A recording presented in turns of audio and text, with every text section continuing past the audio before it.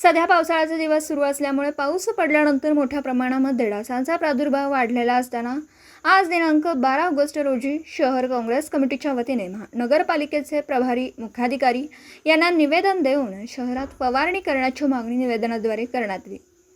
डासांचा प्रादुर्भाव वाढल्यामुळे मलेरिया, डेंग्यू, कॉलरा, टायफॉइड सहित इतर रोगराई डासांमुळे पसरून सामान्य नागरिकांच्या आरोग्यावर परिणाम होऊन गंभीर आजार होण्याची शक्यता नाकारता येत नाही।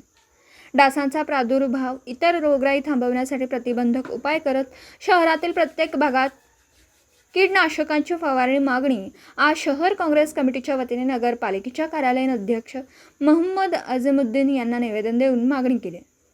या निवेदनात शहराध्यक्ष कैलास गोडसे, ज्येष्ठ नेते तथा माजी उपाध्यक्ष लक्ष्मणराव देदे, तालुका कार्याध्यक्ष मोहम्मद गौस अब्दुल नबी साहब, शहर युवक अध्यक्ष मुजीब पठाण, शहर उपाध्यक्ष सूर्यकांत चौदत्ते, शहर सचिव अतिक अहमद, गिरीश कोतावर, राधेश्याम ढगे, मोईन भाई फुलारी, रमेश बोडके, साहेबराव बेटकर, अविनाश चौदत्ते, अब्दुल लतीफ सहित आदींच्या निवेदनावर स्वाक्षर आहेत।